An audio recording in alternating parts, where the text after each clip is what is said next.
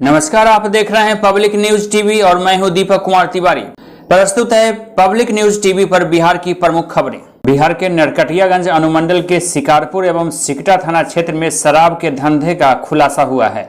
सिकटा प्रखंड के सिरसिया पंचायत के गुलरिया मुसहरी टोला गांव में अवैध शराब के निर्माण एवं बिक्री धड़ल्ले से की जा रही थी। पुलिस प्रशासन को जब इस मामले की जानकारी मिली तो यहां कार्रवाई शुरू कर दी गई। प्रबुद्धजनों ने मामले को प्रशासन के समक्ष रखा था। उधर नरकटियागंज शहर स्थित शिकारपुर थाना क्षेत्र में भी कार्रवाई तेज कर दी गई है। बताया जा रहा है कि उत्पाद विभाग एवं पुलिस प्रशासन इन दिनों हरकत में है। आपको बता दें कि यहां बेतिया पुलिस अंतर्गत लौरिया में जहरीली शराब पीने से मौत की घटना हुई थी, जिसके बाद से प्रशासनिक अधिकारी हरकत में आ गए और लगातार कार्रवाई तेज कर दिया गया है। उत्पाद एवं मद्य निषेध विभाग तथा स्थानीय थाने की पुलिस लगातार हरकत में है। उधर मधेपुरा से खबर मिल रही है, जहां विधानसभा चुनाव में फर्जीवाड़े से संबंधित मामला सामने आया है, जिसको लेकर अधिकारियों ने कार्रवाई शुरू करने की बात कही है। आपको बता दें कि चुनाव को लोकतंत्र का महापर्व कहा जाता है और इस पर्व को संपन्न कराने में करोड़ों अरबों रुपए खर्च भी होते हैं। इस पवित्र पर्व को भ्रष्ट अधिकारी लूट पर्व में बदल रहे हैं, लिहाजा इसका खुलासा हुआ है। इस मामले में अधिकारियों ने कार्रवाई तेज करने की बात कही है। अब देखना है कि जांच के बाद आखिर क्या मामला सामने आ सकेगा। मामला इसमें यही था कि पिछला जो विगत विधानसभा चुनाव 2020 शायद हुआ था, उसमें विभिन्न वेंडरों ने अपनी सामानों की आपूर्ति की थी।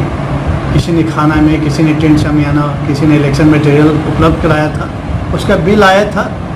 तो कोई भी बिल आता है तो एक कमेटी होता है जिला का, तो इसमें कमेटी बना कर नए जो जिला पदाधिकारी आए उनके सामने जब भुगतान की बात आई तो एक कमेटी बना करके विपत्रों की जांच कराई गई। विपत्रों में कुछ इन्फ्लेटेड बिल्स थे, जिसको गुणवत्ता के आधार पे और संख्यात्मक आधार पे, क्वालिटी और क्वांटिटी जो कहते हैं, उसके आधार पे जांच किया गया और जो उसमें से गलत विपत्र था या इन्फ्लेटेड विपत्र था, उस राशि को क्रॉस करके काट करके वो बिल को शुद्ध किया गया और उसी के अनुरूप भुगतान किया गया। शुरुआती दौर में विपत्र थे, लेकिन उसको जिस अनुरूप में जितना ज़्यादा का बिल था उस अनुरूप में उसकी कटौती कर ली गई है। कोई भी फालतू विपत्र जो हमारा सामान आपूर्ति हुआ था, जो काम किया था वेंडर ने, उसको उसी अनुरूप में भुगतान किया गया है। रोहतास जिला के डिहरी से यह खबर मिल रही है, जहां जनता दल यूनाइटेड के संसदीय बोर्ड के अध्यक्ष और पूर्व केंद्रीय मंत्री उपेंद्र कुशवाहा ने कहा है कि बिहार में नीतीश कुमार की सरकार पूरे 5 साल तक खूंटा ठोककर चलेगी। इतना ही नहीं, उन्होंने कहा कि जो लोग मंसूबा पाल रहे हैं कि 5 साल पूरा होने के उपरांत कुछ इधर उधर हो सकता है, लेकिन ऐसा संभव नहीं है। आने वाले समय में भी बिहार में लगातार एनडीए की सरकार बनी रहेगी। जो विपक्ष के लोग हैं, कई बार उनकी ओर से बयान आता है कि सरकार ज्यादा दिन नहीं चलने वाली। अरे भैया, सरकार तो पक्का 5 साल खूंटा ठोक कर चलेगी। बिहार की जनता ने एनडीए की सरकार पूरी मजबूती से है और मजबूती से नीतीश कुमार जी के नेतृत्व में यह सरकार 5 साल तक काम करेगी। और 5 साल ही नहीं, उस आगे आने वाले दिनों में भी जो लोग मंसूबा पाल रखे हैं कि इस धारा को कमजोर करके पुरानी जो उस समय की स्थिति थी उसको फिर से वापस ले आए, तो उस मंसूबा में लोग कामयाब नहीं होंगे। उनको कामयाब नहीं होने देना, क्योंकि विकास की गाड़ी नीतीश कुमार जी के नेतृत्व में चली है। समाज के सभी वर्ग को जोड़कर ले चलने का जो संकल्प है इस पार्टी का, दलित भाई हो, महादलित भाई हो, अति पिछड़ा भाई हो, पिछड़ा भाई हो, सामान्य जाति के भी जो गरीब लोग हैं, जो अल्पसंख्यक जमात के लोग हैं, सबको लेकर सबके साथ न्याय करते हुए चलने वाली पार्टी का नाम जनता दल यूनाइटेड है। शिवहर की सांसद रामा देवी ने सदन में बाढ़ राहत के लिए उचित मुआवजा देने की मांग उठाई है। उन्होंने बताया है कि शिवहर, मोतिहारी एवं सीतामढ़ी में सर्वाधिक बाढ़ का असर है, बावजूद इसे अब तक बाढ़ग्रस्त इलाका नहीं घोषित किया गया है। उन्होंने सीतामढ़ी जिले में बाढ़ से उत्पन्न हालात के बारे में अवगत कराया। साथ में कहा कि बाढ़ रूपी आपदा से इन जिलों की स्थिति लगातार बिगड़ी हुई है। बिहार के मद्य निषेध, उत्पाद एवं निबंधन विभाग के मंत्री की अध्यक्षता में आज वीडियो कॉन्फ्रेंसिंग के माध्यम से सभी जिलाधिकारियों के साथ समीक्षा बैठक आयोजित की गई। जिलाधिकारियों के साथ समीक्षा बैठक में उन्होंने कई दिशा निर्देश दिए। मोतिहारी जिलाधिकारी शीर्षद कपिल अशोक एवं एसपी नवीन चंद्र झा भी इस बैठक में शामिल थे। बैठक में कहा गया कि अगर ग्रामीण क्षेत्रों में शराब की बिक्री बढ़ा तो चौकीदार पर कार्रवाई होगी। सीतामढ़ी के परिहार में महिला ने 1.5 साल की पुत्री की गला रेत कर हत्या कर दी। हत्यारी महिला मानसिक रूप से विक्षिप्त बताई जा रही है। बेला थाना क्षेत्र का यह मामला है, जहां बेतहा गांव में इस वारदात को अंजाम दिया गया। एक महिला ने ही अपने 1.5 साल की पुत्री राबीना खातून की गला रेत कर हत्या कर दी, जिसके बाद अफरा तफरी का माहौल उत्पन्न हो गया। घटना के बाद बच्ची का शव जमीन पर रखकर महिला खुद वहीं बेहोश हो गई। मोतिहारी में जिलाधिकारी शीर्षत कपिल अशोक ने आज बकरीद पर्व को लेकर शांति और सौहार्द के बीच पर्व मनाए जाने को लेकर जिले के वासियों को बधाई दी है। उन्होंने धन्यवाद भी व्यक्त किया है। उन्होंने कहा कि मुस्लिम समुदाय के साथ ही अन्य सभी लोगों ने भी त्योहार को शांतिपूर्ण तरीके से मनाने में सहयोग किया। बकाया कमीशन भुगतान के लिए एक पदाधिकारी स्वयं जांच करेंगे, इस तरह की बात डीएम ने कही है। मोतिहारी के डीएम ने कहा है कि क्षेत्रीय विकास परिषद मोतिहारी एवं चकिया की संयुक्त बैठक में कई एजेंडों पर चर्चा हुई। इस बैठक में एक पदाधिकारी, सहायक निदेशक, चीनी मिल, गोपालगंज, मझौलिया, सिधवलिया के प्रतिनिधियों ने भाग लिया। मुख्य रूप से क्षेत्रीय विकास परिषद मोतिहारी एवं चकिया की संयुक्त बैठक में कई एजेंडों पर विस्तार से चर्चा की गई। पश्चिम चंपारण जिला सत्र न्यायाधीश बेतिया मनोज कुमार सिंह एसएसबी 44वीं वाहिनी मुख्यालय नरकटियागंज पहुंचे। यहाँ उनका भव्य तरीके से स्वागत किया गया। विभिन्न कानूनी पहलुओं पर न्यायाधीशों के साथ एसएसबी पदाधिकारियों की परिचर्चा का आयोजन किया गया।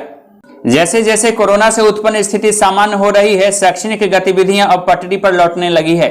बिहार में भी उच्च कक्षाओं के लिए जारी प्रतिबंधों में ढील के बाद पहले जहां 11वीं से ऊपर की कक्षाओं वाले शैक्षणिक संस्थान खुले, अब स्कूली शिक्षा को पटरी पर लाने की तैयारी शुरू कर दी गई है। परिहार में सीईओ प्रभात कुमार एवं विधायक गायत्री देवी ने अग्निपीड़ित परिवारों को आज सहायता राशि सौंपी।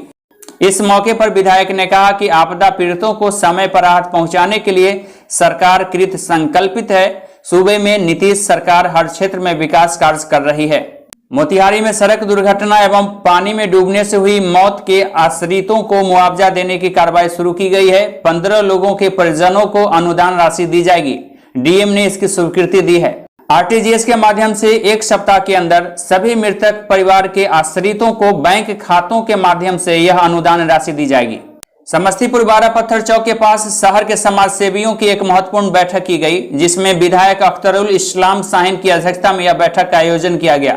बैठक में समस्तीपुर शहर में जल जमाव की समस्या के संदर्भ में चर्चा की गई।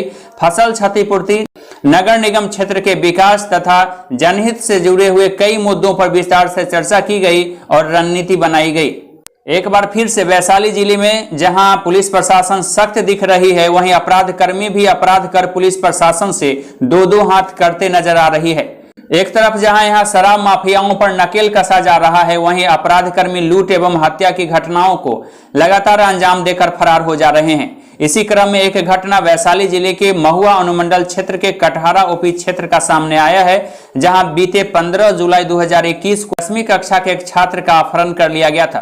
15 वर्षीय आकाश अनिल कुमार भगत का पुत्र बताया जा रहा है, जो कोचिंग से लौटने के दौरान अपराधियों के चंगुल में फंस गया। परिजनों ने इस मामले की शिकायत कटहरा ओपी में तत्काल ही दर्ज कराई थी, लेकिन अब तक आकाश का कोई सुराग पता नहीं चल सका है। लिहाजा परिजनों में लगातार परेशानी बढ़ती जा रही है। सीसीटीवी फुटेज के आधार पर भी त्वरित कार्रवाई की कोशिश की गई, लेकिन अब तक पुलिस खाली हाथ है। घटना की प्राथमिकी दर्ज होने के बाद पुलिस ने कार्रवाई शुरू की। इस मामले के संदिग्धों को पुलिस ने हिरासत में लेकर पूछताछ शुरू की। तब इस घटनाक्रम को अपहरण के बाद हत्याकांड से जोड़कर देखा जाने लगा। पुलिस इस दिशा में कार्रवाई शुरू की, हालांकि अब तक भी इस मामले में सफलता नहीं हाथ लगी है। उधर जेडीयू नेता प्रभात किरण के नेतृत्व में आज जेडीयू प्रतिनिधि मंडल ने गायघाट प्रखंड विकास पदाधिकारी और अंचल अधिकारी से मुलाकात की। इस दौरान बाढ़ आपदा के संदर्भ में बाढ़ग्रस्त क्षेत्र घोषित करने की मांग रखी गई। गायघाट प्रखंड को बाढ़ग्रस्त घोषित करने की मांग की गई। इस मौके पर जेडीयू नेता ने कहा कि गायघाट का पूरा 23 पंचायत बाढ़ से प्रभावित है।